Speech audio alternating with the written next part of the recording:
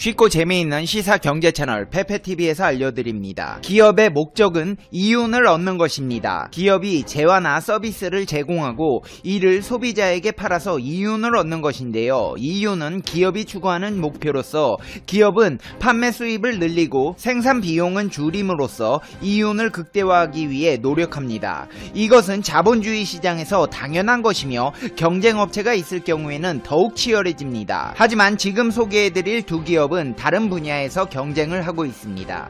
현 상황의 사태로 인해 모두가 힘든 가운데 국내 대표적 자타공인 부산 경남 소주 시장의 대표적 라이벌 주류업체가 격돌하고 있습니다.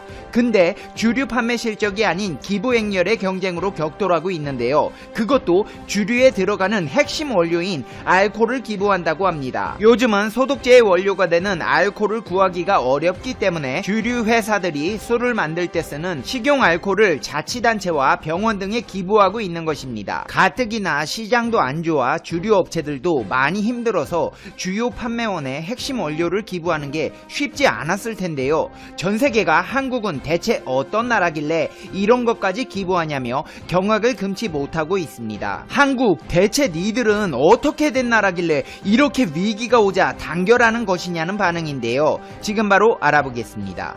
페페TV 팩트 체크.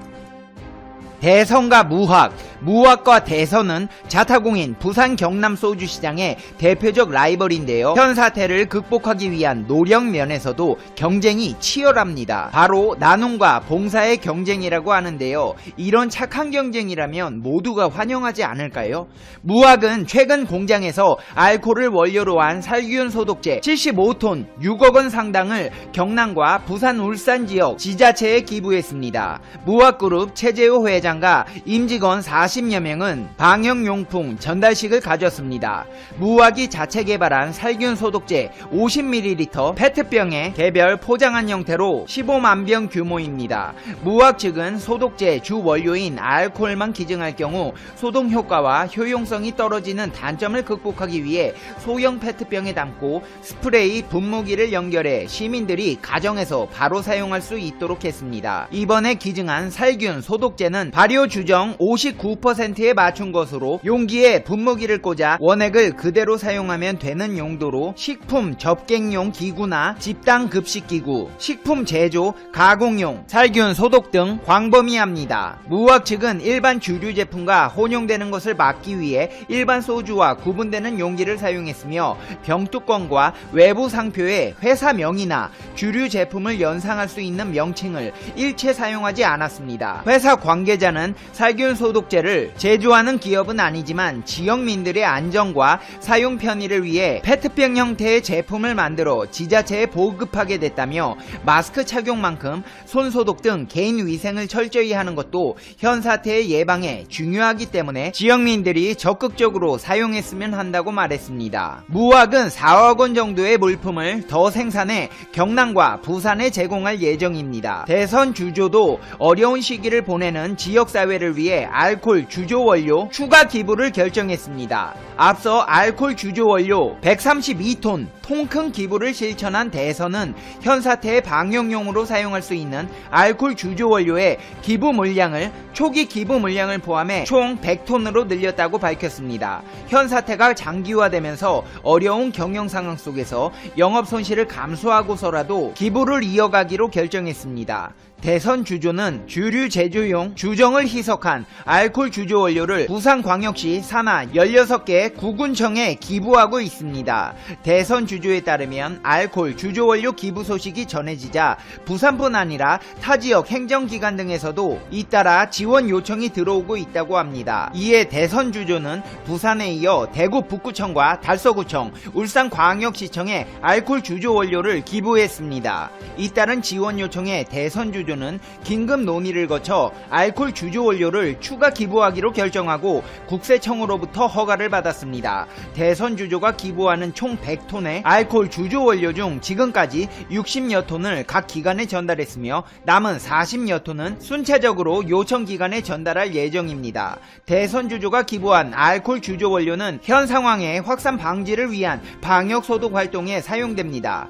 한편 대선 주조는 기부 요청이 들어온 해군 군 군부대에도 알코올 주조 원료를 전달했습니다. 준비한 알코올 주조 원료를 해군 군부대에서 직접 몰고 온 차량 2대에 나누어 전달했습니다. 대선 주조는 위기 극복을 위해 방역 활동을 펼치며 지역사회에 큰 힘이 되는 군 장병들이 방역 활동을 원활히 할 수 있도록 신속히 물품을 지원하고 있습니다. 대선 주조 조우현 대표는 기부 소식이 알려지며 많은 곳에서 지원 요청이 들어와 공급 물량을 늘렸다며 이번 사태가 확산하지 않고 하루빨리 종식될 수 있도록 지원을 아끼지 않을 것이라고 말했습니다. 이들의 선행은 여기서 그치지 않습니다. 장사는 뒷전으로 밀어두고 직원들도 일체의 판촉 활동을 중단한 대신 방역 현장에 뛰어들었습니다. 이들은 요청이 들어오면 직원 20여 명이 직접 아파트 단지를 찾아가 방역 활동을 펼치고 있습니다. 이렇게 서민의 생활과 가장 맞닿아 있다고도 할 수 있는 소주 업체 대성과 무학이 현재 국면에서 경쟁적으로 나눔과 봉사활동에 팔을 걷어붙이고 나선 것입니다.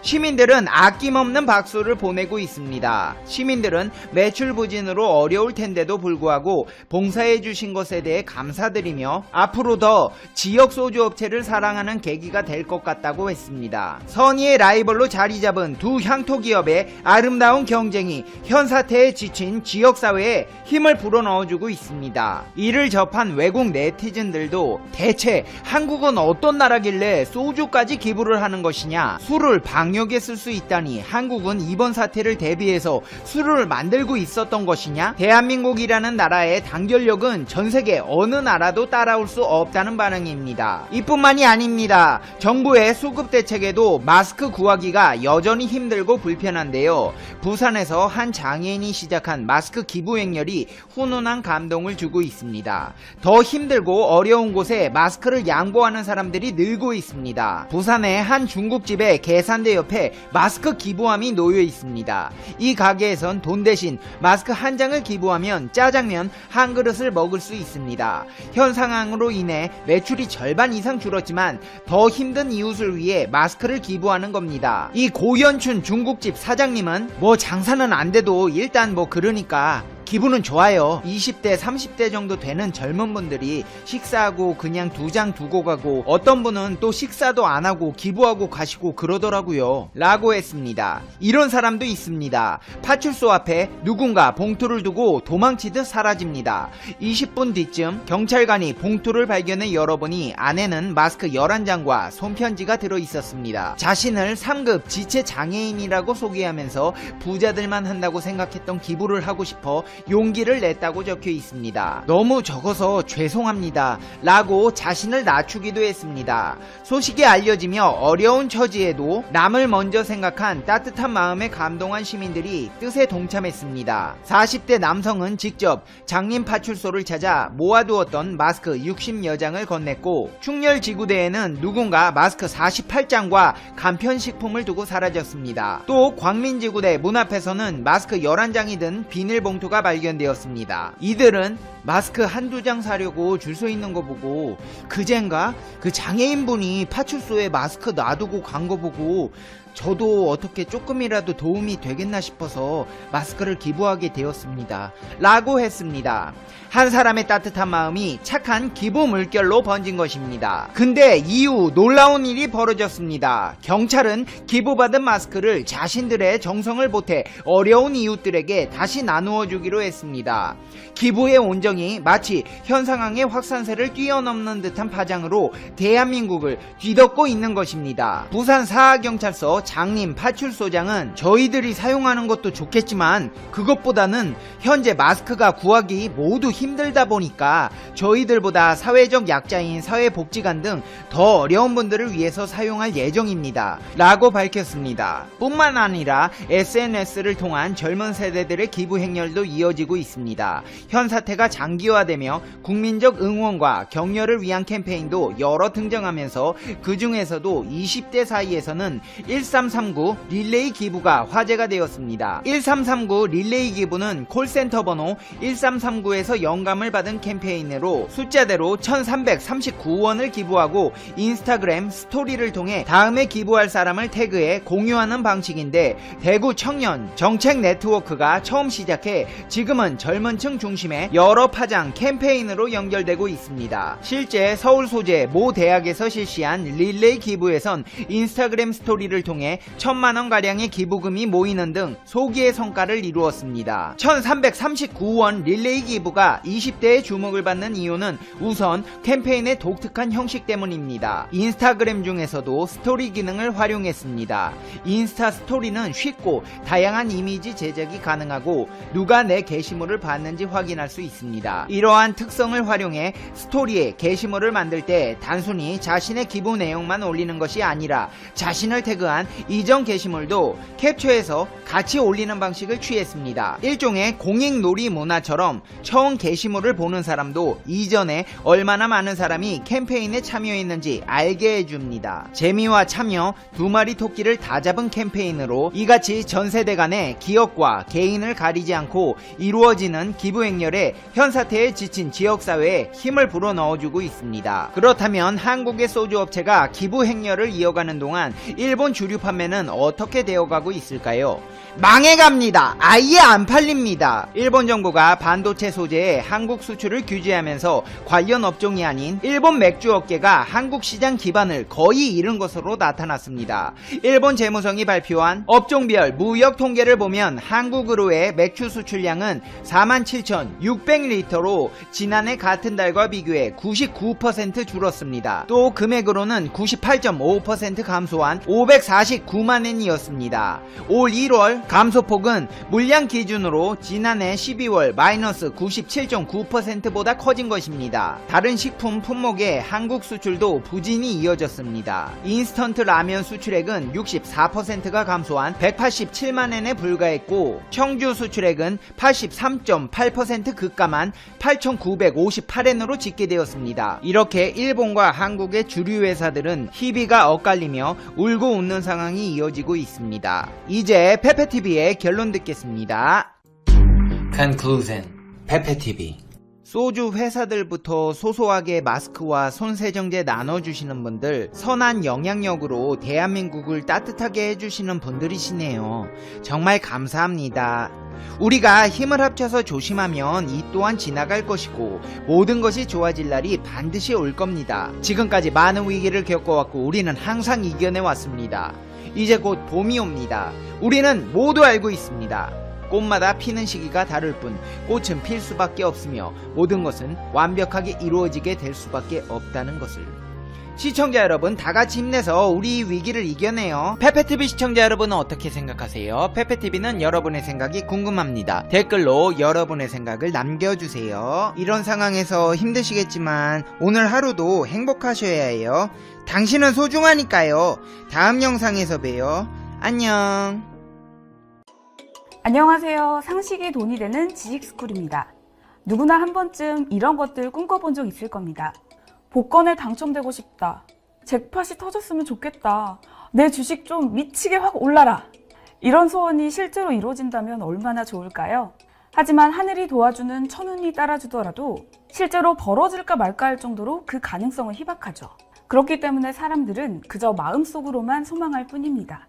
그런데 역시 한국은 천운까지 따라주는 걸까요? 최근 한국의 기업이 말 그대로 잭팟을 터뜨렸다고 하는데요. 대체 어떤 기업에서 무슨 잭팟을 터뜨린 건지 함께 알아보도록 하겠습니다. 영상 시작 전 좋아요와 구독 부탁드립니다. 이번 행운의 주인공은 포스코입니다. 포스코는 2년 전 아르헨티나에 위치한 옴브레 무에르토 소금 호수를 3천억 원에 인수했었는데요.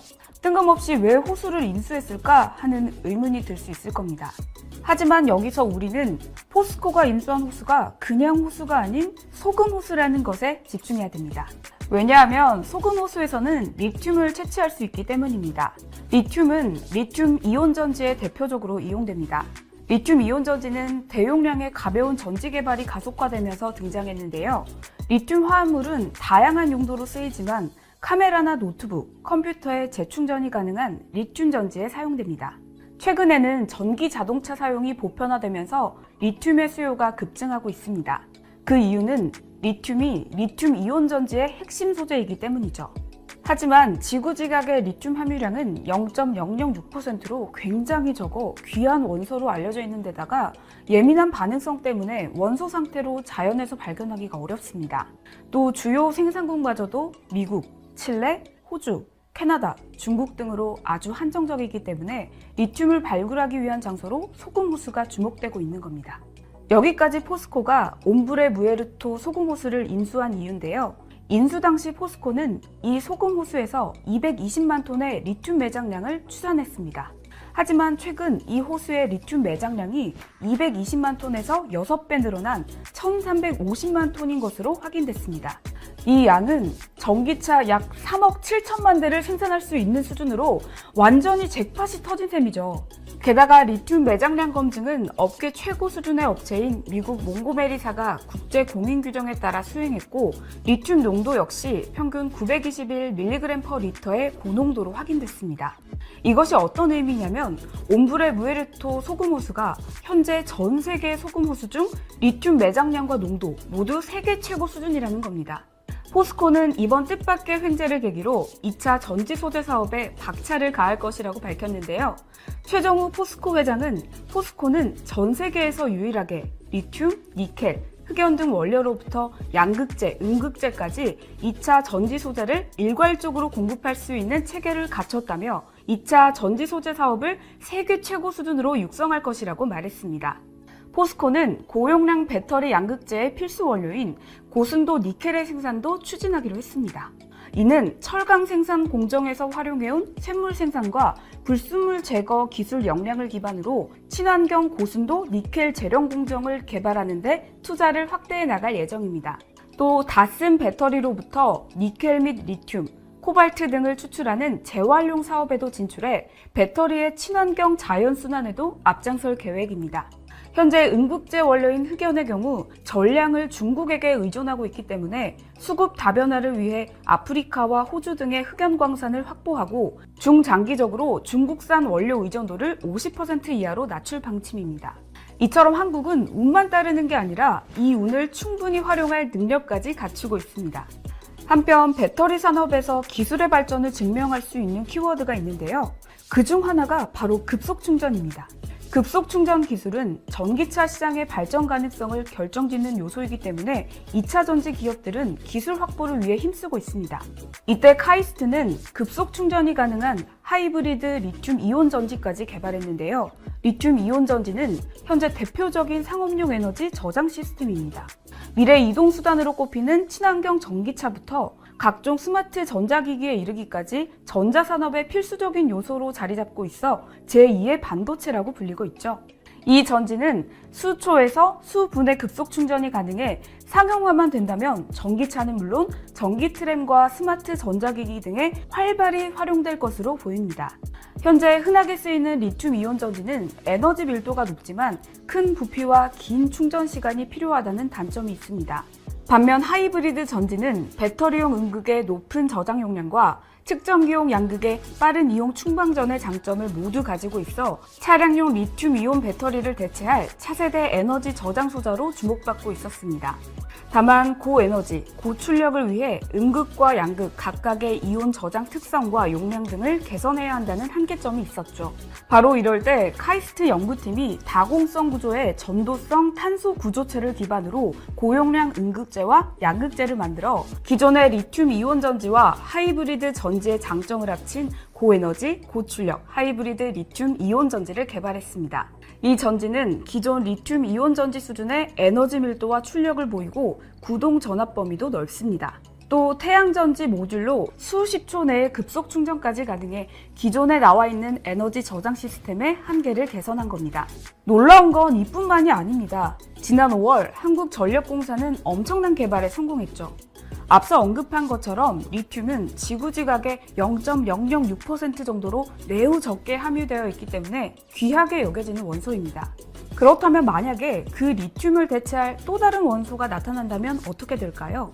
이때 한국전력공사는 리튬 이온 전지보다 안전하면서도 가격은 절반 수준인 차세대 2차 전지를 개발해 화제를 끌었다고 합니다. 한국전력공사는 2017년부터 3년간 연구를 진행해 리튬 대신 망간을 이용한 20A시급 2차 전지 개발에 성공했습니다. 20A시는 20A 전류를 1시간 사용 가능한 양으로 에너지 저장 장치에 탑재되는 2차 전지의 최소 용량입니다. 지금까지 국내에서 망간을 이용한 2차 전지는 대용량화가 어려워 용량이 1A 이내가 최대였습니다. 그런데 이번에 한전이 개발한 2차 전지는 리튬이온 전지의 양극 물질을 지구에서 12번째로 풍부한 원소인 망간으로 대체해 비용을 낮췄고 전해질에 불이 붙지 않는 수용액을 사용해 안전도를 강화했습니다. 한전의 이러한 개발은 고가의 리튬 이온 전지로 어려움을 겪는 국내 업체들에게 안전하고 저렴한 망간 2차 전지를 제공할 수 있을 것으로 기대되는데요. 현재 국내에서 에너지 저장 장치로 운영 중인 리튬 이온 전지를 망간 2차 전지로 교체할 경우 2,500억 원가량 절감할 것으로 추산됩니다. 한전전력연구원 관계자는 한전의 차세대 2차 전지는 에너지 저장 장치 구축 비용을 절반 수준으로 낮출 수 있어 국내 대용량 에너지 저장 장치의 활성화와 신재생 에너지 확대에 큰 도움이 될 것이라고 말했습니다. 지금까지 알아본 내용만 봐도 한국의 배터리 분야는 앞날이 창창한데요. 또 얼마나 더 성장할지 앞으로의 미래 역시 굉장히 기대됩니다. 현재 한국은 배터리를 포함해 여러 분야에서도 기술적으로 선도하고 있습니다. 거기에 이제는 운까지 따라주고 있으니 그야말로 먼치킨이 아닐까 싶을 정도로 세상을 향해 쭉쭉 뻗어나가고 있습니다. 결국 멀지 않은 미래에는 한국이 배터리를 포함한 4차 산업시대의 절대 강자가 되어 전 세계 위에 우뚝 서는 날이 오지 않을까요? 이와 관련된 여러분의 다양한 의견 댓글로 남겨주시면 감사하겠습니다. 혹시 주식 하시나요? 우리의 주식이 밥 먹듯 올라! 지금 다운하면 현금처럼 쓸 수 있는 10만 원을 드립니다. 투자 성향에 맞춰 추천되는 마스터 종목, 종목이 급등하지 않을 땐 100% 환불. 무료로 내일의 급등 종목 한 개만 열람해보세요. 밥 먹듯이 오르는 주식 일식 어플 올라! 지금 다운받으세요.